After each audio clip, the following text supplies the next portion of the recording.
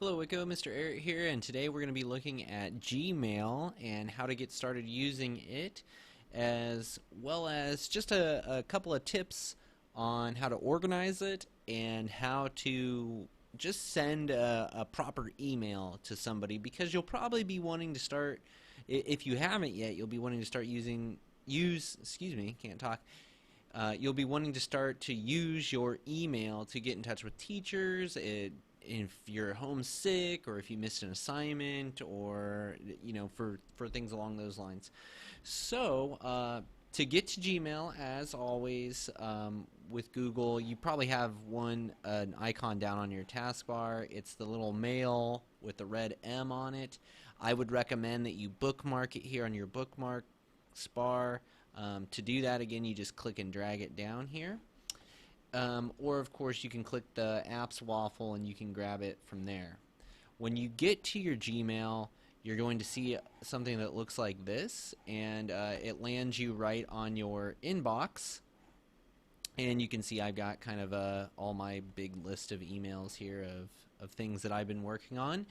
And so it'll be bold if it hasn't been read, and if it's not bold, then that means you've already read it. Now, what I would recommend you do with with your emails is, as they come in, when you're reading an email, let me just see, here's a email about voting for homecoming. If you've read it and you're done with it and you're not going to need that anymore, don't delete it, because then you lose all trace of it. If instead you click the archive button, then it takes it out of your inbox, so it's not there cluttering things up, but it's still searchable. So if you would need to go back through and find that email again, you could type in who sent you the email and you could hunt it down. In that same regard, if we look at another email here that I've got, I'll just pick kind of a random one here about an HDMI adapter.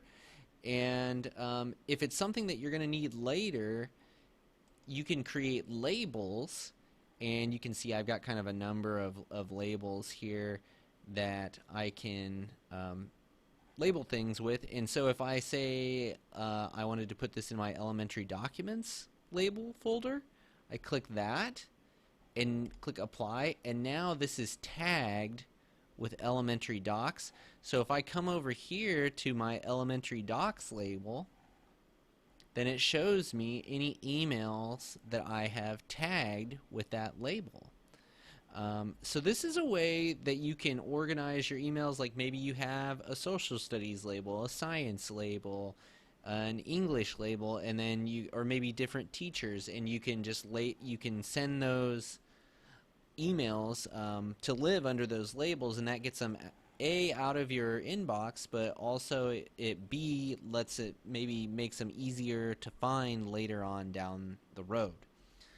So that's kind of the basics of how Gmail works. You may have some other options available to you over here on this side. So for instance, here's calendar integrations, here's Google Keep integrations, which is like a note-taking app, and here's one that I use a lot, which is called Task, and it's basically just like a list of things that I need to do, and then when I get them done, I can click them and they go off of that. I'm not sure if that's there on student accounts or not.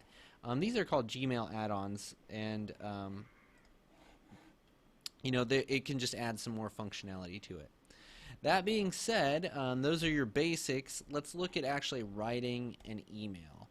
So to write an email, you click Compose, and then you're going to start typing in who it is you want to send an email to. So let's say I want to send an email to Mrs. Arrett. I'm going to start typing in her name and click it, and then that's going to say now it knows to send it to her. I can type in as many people up here as I want, or if you've set up Google Groups, which is kind of handy, like I can set up class of 2025, and that will send an email to all the 7th graders, which is pretty neat and something that you have access to as well, I believe. Now, the main mistake that I see most students making with emails is that they type the whole email in the subject line. Okay, that is not what this is for. Okay, the subject line should be like 1 or 2 words that just get across the meaning of your email. So in this case, maybe I'll make it a thank you email. Then I'll go ahead and go down to my body, and that's where I'll put the meat of my email, whether it's a message or sometimes people will send like a link. You always want to make sure any of the actual content is placed down here in the body. So you'll write it just like any normal letter.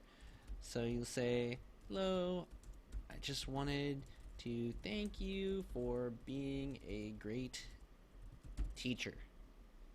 I appreciate what you do for all your students.